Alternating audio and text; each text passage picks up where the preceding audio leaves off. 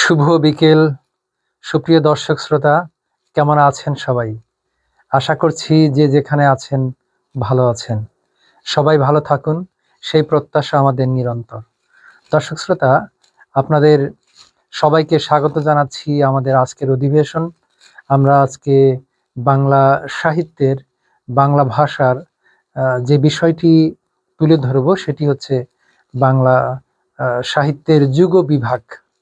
বাংলা সাহিত্যের যে যুগ বিভাগ রয়েছে সেই যুগ বিভাগের একটি প্রাথমিক আলোচনা, মোটা দাগে, ভেতরে সূক্ষ্মাতি সূক্ষ্ম আলোচনা নয়, মোটা দাগে আমরা বাংলা সাহিত্যের যুগকে কয় ভাগে ভাগ করতে পারি এবং সেই যুগের প্রধান প্রধান বৈশিষ্ট্যগুলো কি কি, প্রধান প্রধান নিদর্শনগুলো কি কি, এই বিষয় নিয়ে আমরা আজকে আলোচনা করব। আপনারা যে যেখানে আছেন আমাদের সঙ্গে জয়েন করতে পারেন। আপনাদের মন্তব্য আমার মন্তব্যের ঘরে দয়া করে জানাতে পারেন। দর্শক শ্রোতা, আমরা জানি যে আমাদের বাংলা ভাষা বা সাহিত্যের যুগ বিভাগ তিন ভাগে বিভক্ত। সেই তিন ভাগ কি কি? প্রাচীন যুগ, মধ্যযুগ এবং আধুনিক যুগ। এই তিনটি ভাগ কিন্তু আমরা মোটামুটি সবাই জানি। তো আমরা আজকে গল্প কথা এবং আড্ডায় আড্ডায় একটু একটু করে এখান থেকে ধারণা নেওয়ার চেষ্টা করব। তাহলে বাংলা সাহিত্যের যুগ বিভাগ আমরা তিন ভাগে যদি ভাগ করি, লিখুন। প্রথমেই লেখা আছে প্রাচীন যুগ 650 থেকে 1200 খ্রিস্টাব্দে, এই যে এখানে লেখা হয়েছে।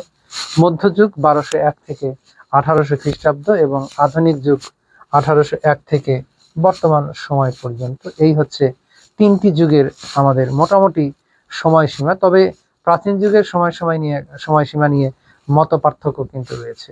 আমরা 650 থেকে দিয়েছি, বিশেষ করে আমরা এই অঞ্চলের মানুষ ডক্টর মোহাম্মদ শহীদুল্লাহর মতামতকেই বেশি গুরুত্ব দিয়ে থাকি, কিন্তু অপর গবেষকদেরও কিন্তু মতামত রয়েছে।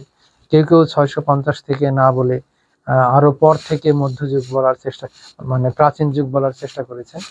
তো আমরা মোটা দাগে যে বিভাগটি জেনে নেব সেটি হচ্ছে প্রাচীন যুগ 650 থেকে 1200, মধ্যযুগ অথবা এটা 600 থেকেও অনেকে মন্তব্য করে থাকেন, মধ্যযুগ 1201 থেকে 1800, আধুনিক যুগ 1801 থেকে বর্তমান কাল পর্যন্ত। এই তিন প্রকার যুগ বিভাগ কিন্তু আমরা বাংলা সাহিত্যে পেতে পারি।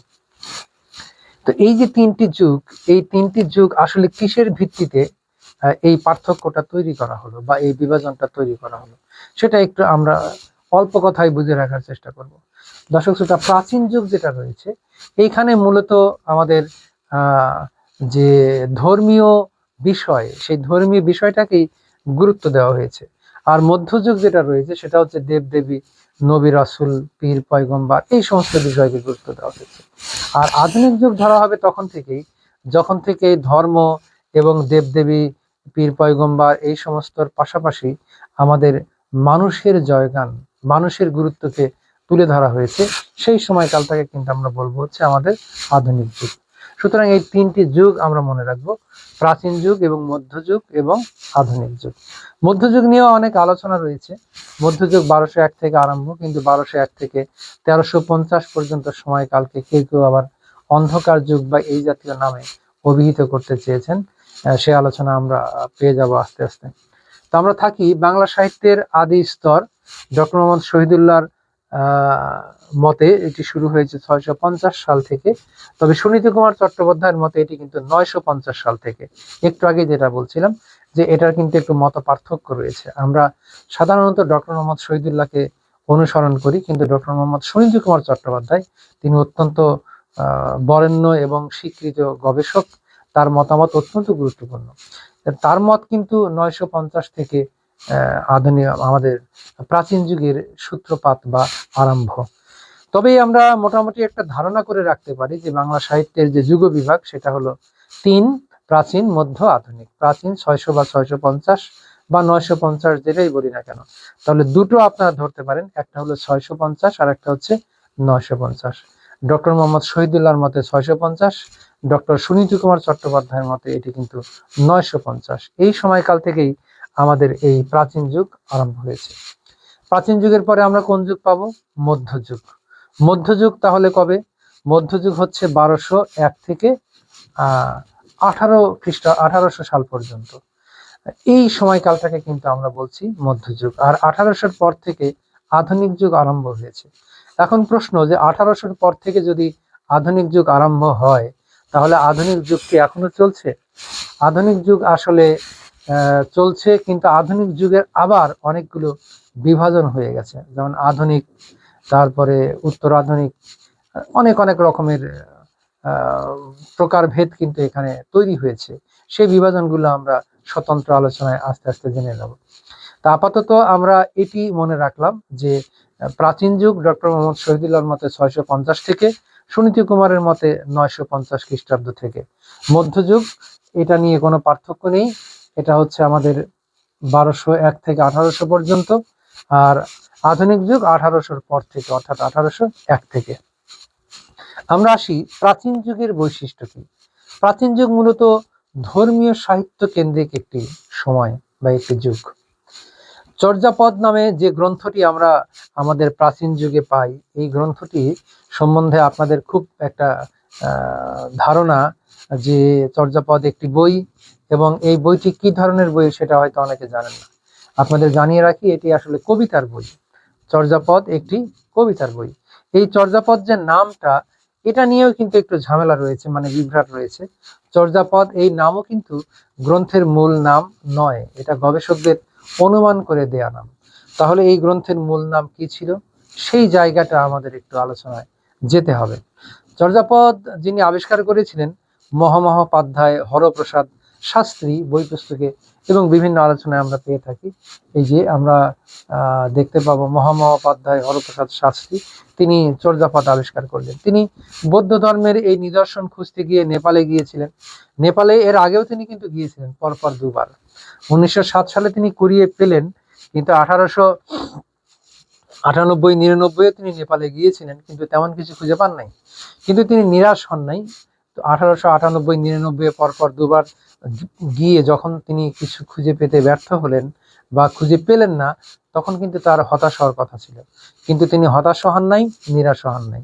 তিনি ফিরে এসে কি করেছেন, 1907 সালে আবারও গিয়েছেন, এবং সেইখানকার রাজ দরবারের যে পাঠাগার, সেই লাইব্রেরি, এই যে রয়্যাল লাইব্রেরি, সেখান থেকে কিন্তু তিনি এই পুঁথিটি কুড়িয়ে পান, ছেঁড়া পুঁথি। সুতরাং এই ছেঁড়া পুঁথিতে কাবার পেজ ছেঁড়া, অমক অংশ ছেঁড়া, তমক অংশ ছেঁড়া, সুতরাং এর নাম কিন্তু ওইভাবে জানা যায়নি। 1907 সালে তিনি খুঁজে পেলেন এটি কিন্তু তিনি প্রকাশ করেছিলেন 1916 সালে। এই যে লেখা আছে দেখুন, তিনি 1916 সালে বঙ্গীয় সাহিত্য পরিষদ থেকে এটা প্রকাশ করেন। বঙ্গীয় সাহিত্য পরিষদ থেকে প্রকাশ করেন। তার নাম, তখন এটার নাম কি দেওয়া হয়েছিল, 1000 বছরের পুরাণ, বাঙ্গালা ভাষায় বৌদ্ধ গান ও দোহা। প্রিয় শিক্ষার্থী, তাহলে মনে রাখুন যে চর্যাপদ নামের যে গ্রন্থটি আমরা সবসময় নাম শুনে থাকি, এই গ্রন্থটি একটি কবিতার বই, এবং এই গ্রন্থের নাম চর্যাপদ ছিল কিনা সে বিষয়ে যথেষ্ট সন্দেহ রয়েছে, কারণ গবেষকেরা অনুমান করে এই নামটি দিয়েছেন। এই গ্রন্থটি সংগ্রহ করলেন মহামহোপাধ্যায় হরপ্রসাদ শাস্ত্রী। কোথা থেকে? নেপালের রাজদরবার থেকে। নেপালের রাজদরবার থেকে তিনি সংগ্রহ করলেন। আর কত সালে? 1907 সালে। এটি প্রকাশ করলেন কবে? 1916 সালে। অর্থাৎ 9 বছর ধরে কিন্তু তিনি এটা নিয়ে গবেষণা করলেন, এবং 1916 সালে এটি কলকাতার বঙ্গীয় সাহিত্য পরিষদ থেকে প্রকাশ করা হলো। এর নাম দেওয়া হলো কি, 1000 বছরের পুরাণ, বাঙ্গালা ভাষায় বৌদ্ধ গান ও দোহা। এই নামে যখন গ্রন্থটি প্রকাশ হয়, প্রিয় দর্শক শ্রোতা, এই গ্রন্থর কিন্তু 4টি অংশ ছিল। লেকচারের এই স্লাইডে উল্লেখ করা হয়নি। 4টি অংশ ছিল। একটি অংশের নাম ছিল সরহপাদের দোহা, আরেকটি অংশের নাম ছিল কৃষ্ণপাদের দোহা, আরেকটি অংশের নাম ছিল ডাকার্ণব, আরেকটি অংশের নাম ছিল চর্যাশ্চর্য বিনিশ্চয়। এই 4টি অংশ ছিল। তো এর মধ্যে আগের যে 3টি অংশ, কৃষ্ণপাদের দোহা, সরহপাদের দোহা, ডাকার্ণব, এগুলো কিন্তু আমাদের বাংলার ভাষায় রচিত বিষয় নয়, গ্রন্থ নয়। সুতরাং শেষের যে অংশটুকু, চর্যাশ্চর্য বিনিশ্চয়, এটুকুই কেবল বাংলা ভাষায় ভাষার রচনা বলে স্বীকৃতি লাভ করেছে। এই যে দেখেন এখানে উল্লেখ করা হয়েছে চর্যাপদের ভাষা। আচ্ছা, ভাষা নিয়ে আমরা পরে কথা বলছি, ছন্দ ভাষা। তার আগে পরের স্লাইডটায় আগে যাই একটু। আচ্ছা, কুকুরিপা, এই যে সাধনা, চর্যাপদের প্রধান প্রবাদগুলো। আচ্ছা, ফিরে আসি আমরা। তো বলছিলাম যে কথা, যে চর্যাপদের যে 4টি অংশ, তার শেষের অংশটুকু কেবল আমাদের বাংলা ভাষায় লেখা, তাই না? তো সেইখানে কি হলো, এই যে 1926 সালে ডক্টর সুনীতি কুমার চট্টোপাধ্যায় তার ODBL, এটাই আমি বলতে চাচ্ছিলাম, গ্রন্থে ভাষাতাত্ত্বিক বিশ্লেষণের মাধ্যমে প্রমাণ করেন এটি খাঁটি বাংলা। কোনটি? সেটি হচ্ছে চর্যাশ্চর্য বিনিশ্চয়। শেষের যে অংশটা ছিল চর্যাশ্চর্য বিনিশ্চয়, এই অংশটুকু খাঁটি বাংলা ভাষা, এটা প্রমাণ করেন ডক্টর মোহাম্মদ সুনীতি কুমার চট্টোপাধ্যায়। এটা প্রমাণ করার জন্য তিনি যে গ্রন্থ লিখলেন, সেই গ্রন্থের নাম কি? সেই গ্রন্থের নাম হচ্ছে ODBL, origin and development of Bengali language. Doctor Mohammad Shahidullah লিখেছেন। ডক্টর মোহাম্মদ শহীদুল্লাহ তিনিও এই বিষয়ে গ্রন্থ লিখে অকাট্য যুক্তি উপস্থাপন করেন। হ্যাঁ, সেই যুক্তিতে তখন সবাই মেনে নেয় যে হ্যাঁ, চর্যাশ্চর্য বিনিশ্চয় এই অংশটুকুর ভাষা হচ্ছে বাংলা ভাষা। তখন এইটুকুকে বাংলা ভাষা হিসেবে স্বীকৃতি দেওয়া হলো। এখন এর নাম কি হবে? যেহেতু কাবার পেচ্ছেরা নাম জানা যায়নি, তখন এর নাম দেওয়া হলো যে এই বইয়ের ভেতরে টিকা টিপ্পণীর মধ্যে কোনো এক জায়গায় লেখা আছে চর্যাশ্চর্য বিনিশ্চয়। সেখান থেকে গবেষকেরা বা পণ্ডিতেরা ধারণা করলেন যে এর নাম তাহলে চর্যাপদ হতে পারে। আবার এখানে যে পদ বা কবিতাগুলো লেখা আছে, সেই পদ বা কবিতাগুলোর নিচে কিন্তু রাগ বা সুরের নাম লেখা আছে। যেহেতু রাগ বা সুরের নাম লেখা আছে, সেহেতু সেখান থেকে আমরা ধারণা করতে পারি যে এগুলো কিন্তু গানও হতে পারে। সেজন্য কিন্তু কোনো কোনো গবেষকের নাম দিলেন চর্যা গীতিকা। অতএব এর নাম চর্যাপদই আমরা বলি, আর চর্যা গীতিকাই আমরা বলি না কেন, সেটি কিন্তু গবেষকদের দেয়া নাম, এবং এই নাম তাদের দেয়া, এটি কিন্তু মূল নাম নয়, অনুমান করে দেয়া। তো সেই চর্যাপদ বা চর্যা গীতিকা, এটি আমাদের বাংলা সাহিত্যের প্রাচীন যুগের একমাত্র সাহিত্য নিদর্শন হিসেবে পরিগণিত। তো আমরা আসি সেই চর্যাপদটা কি, অনেকেই জানেন না, আমি একটু আগে বলেছি, আবারও মনে করিয়ে দিই। চর্যাপদ আসলে অনেকগুলো কবির কবিতার সংকলন। অনেকগুলো কবির, কতজন কবি সেইখানে আমরা এখন সেটা নিয়ে আলাপ করব। এই যে মোট 24 জন কবি, কারো কারো মতে 23 জন, কিন্তু মোট 24 জন কবি চর্যাপদের। আর এখানে পদ ছিল মোট 51টি। 51টি পদের মধ্যে কিছু পদ পাওয়া যায়নি, ছেঁড়া ছিল, আর কিছু পদ ছেঁড়া ছিল, কিছু পদ একেবারেই পাওয়া যায়নি। ফলে 46.5টি পদ আমরা কিন্তু এখানে পেয়েছি। 46.5টি উল্লেখ করা থাকার কথা। হ্যাঁ, 46.5টি পদ আমরা পেয়েছি, এবং 24 জন, কারো কারো মধ্যে 23 জন কবির কবিতা এর মধ্যে রয়েছে। সেই বিখ্যাত কবি কারা? আপনারা জানেন যে লুইপা, কাহ্নুপা, হারিপা, ডম্বিপা, শবরীপা, জলন্ধরিপা, কুক্কুরিপা, এগুলো হচ্ছে আমাদের লারি ডম্বিপা, এরা হলেন চর্যাপদের কবি। এদের মধ্যে কোন কবি সবচেয়ে বেশি কবিতা চর্যাপদে আপনি পাবেন? সেটি হচ্ছে আমাদের কাহ্নুপা। এখানে উল্লেখ করা আছে কাহ্নুপার মোট 13টি কবিতা কিন্তু এর মধ্যে রয়েছে। আর চর্যাপদের আদি কবি এখানে ধরা হচ্ছে লুইপা। তো প্রিয় শিক্ষার্থী, এখানে আরেকটি তথ্য জানিয়ে রাখি যে চর্যাপদের টিকার মধ্যে একজন কবির নাম পাওয়া যায়। সেই কবির নাম ছিল মীননাথ বা মৎস্যেন্দ্রনাথ। সেই মীননাথ বা মৎস্যেন্দ্রনাথের আলাদা করে কোনো কবিতা পাওয়া যায়নি, কিন্তু 4 লাইনের একটা কবিতা বা কবিতাংশ পাওয়া গেছে। এবং গবেষকেরা, বিশেষ করে ডক্টর মোহাম্মদ শহীদুল্লাহ বলতে চেয়েছেন যে এই 4 লাইনই আমাদের বাংলা ভাষার প্রথম কবিতা। সেই 4 লাইন কবিতা আমরা কোনো এক ক্লাসে আপনাদের শোনাবো ইনশাল্লাহ। তো যাই হোক, সেখানে আমরা মীননাথ বা মৎস্যেন্দ্রনাথের নাম পাই, এবং মীননাথ বা মৎস্যেন্দ্রনাথের সম্বন্ধে অকাট্য যুক্তিও ডক্টর মোহাম্মদ শহীদুল্লাহ উপস্থাপন করেছেন। তো আমরা এখান থেকে প্রাথমিক ধারণা পেয়ে গেলাম। তো আমরা বলি তাহলে মূল কথা হচ্ছে চর্যাপদ। সেই চর্যাপদ কে আবিষ্কার করলেন? মহামহোপাধ্যায় হরপ্রসাদ শাস্ত্রী। কোথা থেকে? নেপালের রাজদরবার থেকে। কবে আবিষ্কার করলেন? 1907 সালে। প্রকাশ করলেন কবে? 1916 সালে। কোথা থেকে প্রকাশ করলেন? কলকাতার বঙ্গীয় সাহিত্য পরিষদ থেকে এটি প্রকাশ করলেন। তারপরে কি হলো? তারপরে এই গ্রন্থটির 4টি অংশ ছিল। কি কি? সরহপাদের দোহা, কৃষ্ণপাদের দোহা, ডাকার্ণব, চর্যাশ্চর্য বিনিশ্চয়। এই 4টি অংশ নিয়ে কি তৈরি হলো? এই 4টি অংশ নিয়ে মতপার্থক্য তৈরি হলো, যেগুলো বাংলা ভাষায় লেখা বিষয় কিনা। শেষমেশ দেখা গেল যে শেষের যে অংশটুকু চর্যাশ্চর্য বিনিশ্চয়, এই শেষের অংশটুকু বাংলা ভাষায় লেখা, অন্য অংশগুলো আসলে ওইভাবে বাংলা ভাষায় লেখা নয়। এরপরে আমরা চলে যাই আমাদের কি বলে চর্যাপদের ভাষা। এটা কিন্তু একটা বিষয় রয়েছে। চর্যাপদে যে ভাষা ব্যবহার করা হয়েছে, সেই ভাষাটা কিন্তু খানিকটা বোঝা যায়, খানিকটা বোঝা যায় না। এই জন্য পণ্ডিতেরা বলেছেন এটা সান্ধ্য ভাষা, মানে সন্ধ্যা, না আলো না অন্ধকার। কিছুটা বোঝা যায়, কিছুটা বোঝা যায় না। তবে সবাই এই বিষয়ে সহমত হয়েছেন যে চর্যাপদের কবিতাগুলো বা গানগুলো বৌদ্ধ ধর্মাচার্যদের, সাধকদের ধর্মীয় সাধনার রীতি পদ্ধতি এর মধ্যে বর্ণনা দেওয়া হয়েছে। সেখানে আমাদের মানব দেহকেই প্রধান গাছ হিসেবে কল্পনা করা হয়েছে এবং মানব দেহের যে 5টি আমাদের ইন্দ্রিয় রয়েছে, পঞ্চ ইন্দ্রিয়, সেটিকে কিন্তু 5 জাতের ডাল হিসেবে কবি কল্পনা করেছেন। কবি বলেই দিয়েছেন যে কা তরু বড় পাঞ্চ বিডাল চঞ্চল চিয়ে পৈঠা কাল। কা মানে কায়া, দেহ, কায়া মানে দেহ বা শরীর, তরু বর, তরু মানে গাছ, বর মানে প্রধান বা শ্রেষ্ঠ। তাহলে মানুষের দেহটাই প্রধান গাছ। পাঞ্চ বিডাল, এর 5 জাতের ডাল বা শাখা রয়েছে। চঞ্চল চিয়ে, আমাদের চঞ্চল, চিয়ে মানে চিত্তে, আত্মায়, হৃদয়ে, মনে। পৈঠা কাল, প্রবেশ করে কে? শত্রু বা এই কুমন্ত্রণা প্রবেশ করে, আমাদের মনকে বিক্ষিপ্ত করে। সাধনার ক্ষেত্রে মন স্থির করা কিন্তু খুবই জরুরি। দর্শক শ্রোতা, এভাবে চর্যাপদের ভাষায় বৌদ্ধ তান্ত্রিক সাধকেরা তাদের যে দেহত্ববাদ, তাদের যে সহজিয়া ধর্মীয় পথ, সেই পথ কিন্তু এখানে তারা বর্ণনা করেছেন। তো আমরা তাহলে মনে রাখবো যে চর্যাপদের ভাষা হলো সান্ধ্য ভাষা। খানিকটা বোঝা যায়, খানিকটা বোঝা যায় না।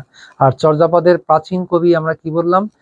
চর্যাপদের ভেতর থেকে আমরা বাংলা সাহিত্যের আদি কবির নাম পেয়ে যাই, তিনি হচ্ছেন মীননাথ বা মৎস্যেন্দ্রনাথ। আর চর্যাপদের আদি কবি হচ্ছে আমাদের লুইপা। আর বেশি সংখ্যক কবিতা রয়েছে আমাদের কাহ্নুপার।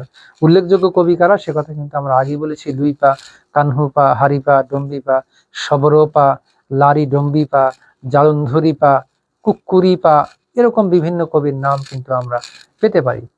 তো কাহ্নুপার সর্বোচ্চ 13টি পদ রয়েছে।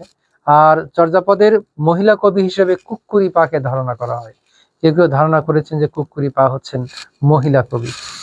আমরা সামনে চলে যাই। চর্যাপদের ভাষা, এই যে অনেক বিতর্ক, দেখেন মৈথিলি ইত্যাদি ইত্যাদি, হিন্দি, তারপরে বাংলা, এই প্রশ্নগুলো উঠেছিল, আমরা কিন্তু সেটির সমাধান করলাম। তো সেইখান থেকে আমরা চর্যাশ্চর্য বিনিশ্চয় যে অংশটুকু, সেই অংশটুকুকে কিন্তু কেবল আমরা আমাদের ভাষা হিসেবে পেলাম, তাই না?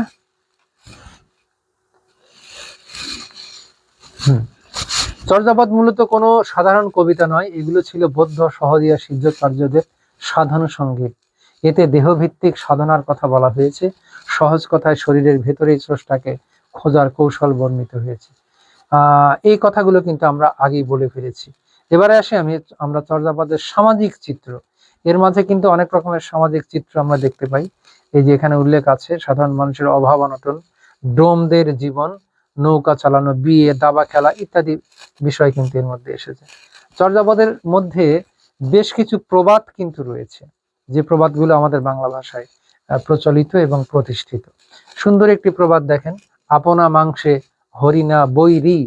আমরা সকলেই হরিণকে ধরে জবাই করে হরিণের মাংস খেয়ে ফেলি। কেন? কারণ হরিণের মাংস সুস্বাদু। হরিণের মাংস যদি সুস্বাদু না হতো, তাহলে কিন্তু আমরা হরিণকে জবাইও করতাম না, খেতামও না। তার মানে আপনাকে মনে রাখতে হবে যে এই সুন্দর সুস্বাদু মাংসই হরিণের নিজের শত্রু।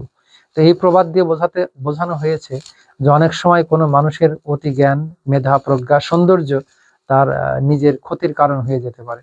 কারণ সম্পদও, কারণ হয়তো অন্যরা ঈর্ষান্বিত হয়ে সেখানে দুর্ঘটনা ঘটাতে পারে। সেই কারণে কিন্তু চর্যাপদে এই প্রবাদটা ব্যবহার করা হয়েছে যে আপনা মাংসে হরিণা বৈরী, নিজের মাংসের কারণেই হরিণ জগতের শত্রু হয়ে দাঁড়ায়, তাই না? এখানে সরলার্থ, ভাবার্থ সবই দেয়া আছে। তারপরে কি আছে, আগের প্রবাদটা কার ছিল সেটাও কিন্তু এখানে উল্লেখ করা হয়েছে। এই প্রবাদটা হচ্ছে ভুসুকুপা, পদ নম্বর 6। 6 নম্বর পদে, অর্থাৎ 6 নম্বর কবিতায় ভুসুকুপা তিনি এই কথাটি লিখেছিলেন, আপনা মাংসে হরিণা বৈরী। আমরা পরেরটায় চলে যাই। হাড়িতে ভাত নাহি নীতি আবেশী। হাড়িতে ভাত নাহি নীতি আবেশী, অর্থাৎ হাড়ি মানে পাতিলের মধ্যে ভাত নাই, কিন্তু দৈনিকই কি আসে? মেহমান আসে।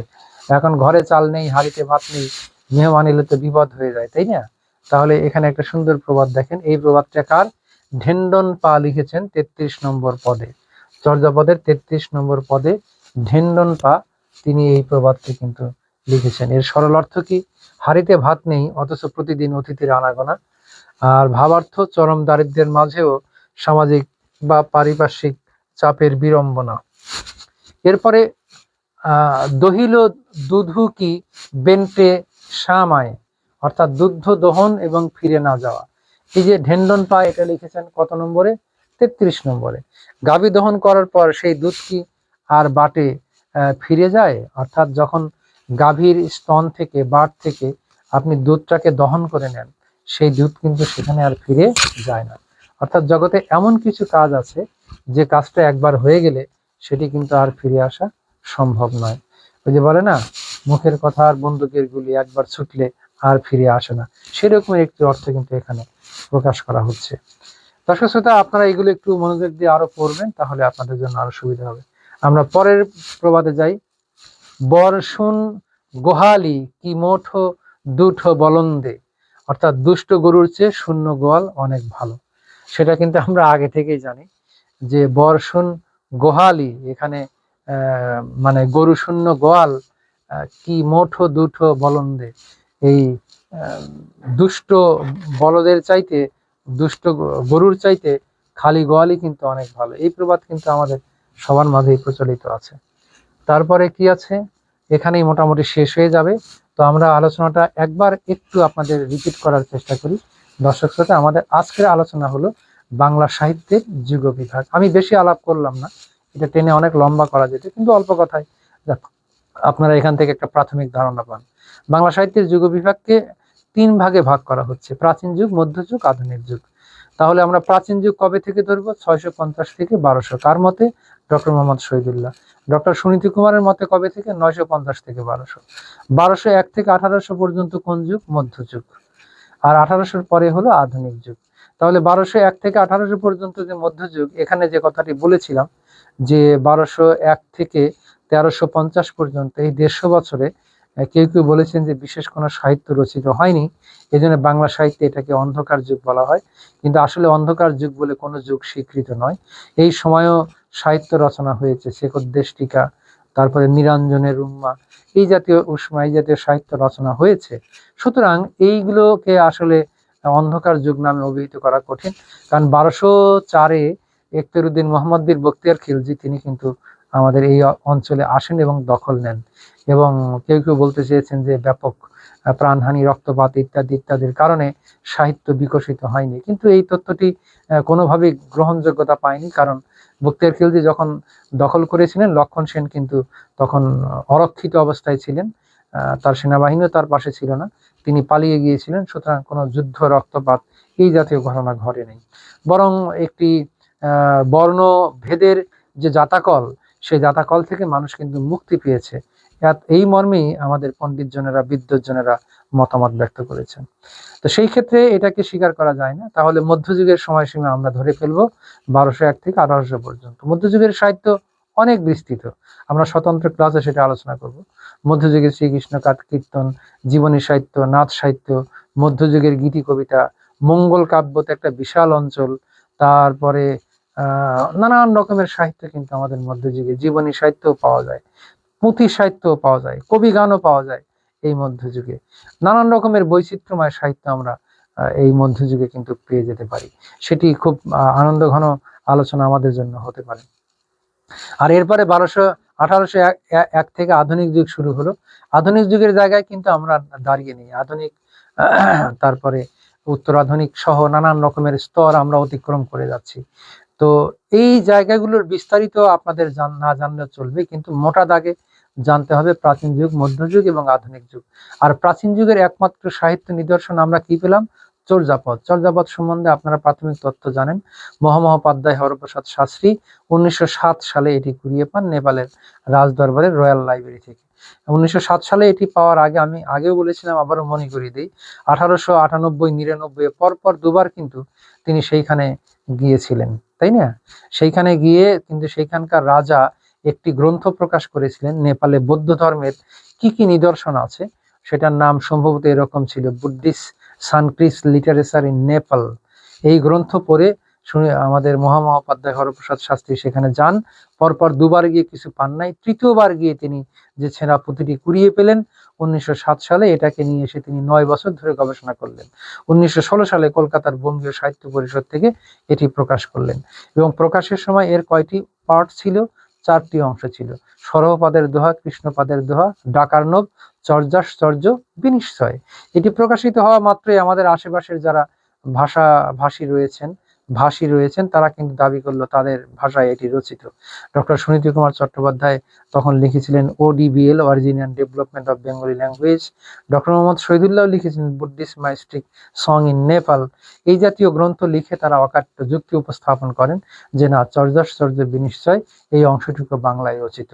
তখন এটি বাংলা ভাষার রচনা হিসেবে স্বীকৃতি পায়, এবং এই গ্রন্থটি যখন সম্পাদনা করে বিভিন্ন গবেষক প্রকাশ করেন, কেউ এর নাম দিয়েছেন চর্যাপদ, কেউ এর নাম দিয়েছেন চর্যা গীতিকা। আমরা আগেই বলেছি যে এই গ্রন্থের কাভার পেজ ছেঁড়া থাকার কারণে এর কিন্তু মূল নাম জানা যায়নি। যেহেতু টিকা ভাস্বরের মধ্যে চর্যাশ্চর্য বিনিশ্চয় শব্দ ছিল, সেই জন্য কোনো কোনো গবেষকের নাম দিয়েছেন চর্যা গীতিকা, কোনো কোনো গবেষকের নাম দিয়েছেন চর্যাপদ। এরকম নাম নিয়েই চর্যাপদ আমাদের বাংলা সাহিত্যে প্রতিষ্ঠিত আছে এবং প্রতিষ্ঠিত থাকবে ইনশাল্লাহ। তো চর্যাপদের ভাষাটা কেমন? আমরা বলেছিলাম যে সান্ধ্য ভাষা, আলো আধারি, খানিকটা বোঝা যায় খানিকটা বোঝা যায় না, এই রকমের ভাষা। আর এটা আসলে কিসের বই? এটা আসলে একটি কবিতার বই। এর মধ্যে কি আছে? কবিতা আছে। সেই বৌদ্ধ কবিদের কবিতা, সেই উল্লেখযোগ্য কবিতারা, তাদের কথাও কিন্তু আমরা বলেছি। কাহ্নুপা, লুইপা, হারিপা, ডম্বিপা, শবরীপা, জলন্ধরীপা, কুক্কুরিপা, লারিডম্বিপা, নানান রকমের এই প্রায় 24 জন কবি রয়েছেন।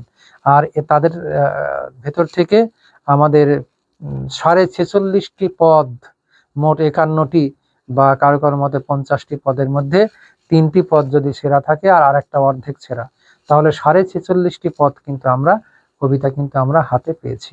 প্রথমে আমরা পেয়ে যাই কার কবিতা? কাহ্নুপার। প্রথমে আমরা আসি আলোচনায় যে সবচেয়ে বেশি কবিতা কার, সেটা হলো কাহ্নুপার। আর চর্যাপদের কবিদের মধ্যে সিনিয়রকে লুইপা, তাই না? এই তথ্যগুলো কিন্তু আমাদের জানা দরকার।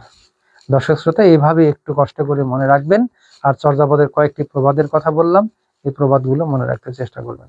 তাহলে দেখবেন যে আস্তে আস্তে প্রাচীন যুগের যে ধারণা সেটি আপনার সামনে ক্লিয়ার হয়ে গেছে, এবং তারপরে আমরা মধ্যযুগের ধারণার মধ্যে যেতে পারবো। আর চর্যাপদের ভাষার যে বিষয়টা, ছন্দও কিন্তু এখানে একটা ব্যাপার রয়েছে। চর্যাপদ যে কবিতাগুলো লেখা হয়েছে, এই কবিতাগুলো কোন ছন্দে লেখা? এই কবিতাগুলো মূলত ছন্দ নিয়ে আমরা কথা বলতে পারবো আরেকদিন। এটাকে বলা হচ্ছে পদ্ধটিকা ছন্দ। পদ্ধটিকা বা এই জাতীয় ছন্দে এই কবিতাগুলো লেখা হয়েছে। দর্শক শ্রোতা, আশা করি আপনাদের বোঝাতে পেরেছি। এখন বাংলা সাহিত্যের মধ্যযুগের সাহিত্য ব্যাপক বিস্তীর্ণ, তারপরে আধুনিক যুগ তো অসীম। সঙ্গত কারণেই এগুলো আমাদের আরেকটু সময় নিয়ে আলোচনায় ফিরতে হবে। যে যেখান থেকে আমাদের শুনছেন সবাইকে আবারও শুভেচ্ছা জানাচ্ছি। ভালো থাকবেন, সুন্দর থাকবেন, আমাদের সাথেই থাকবেন। শুভ বিদায়।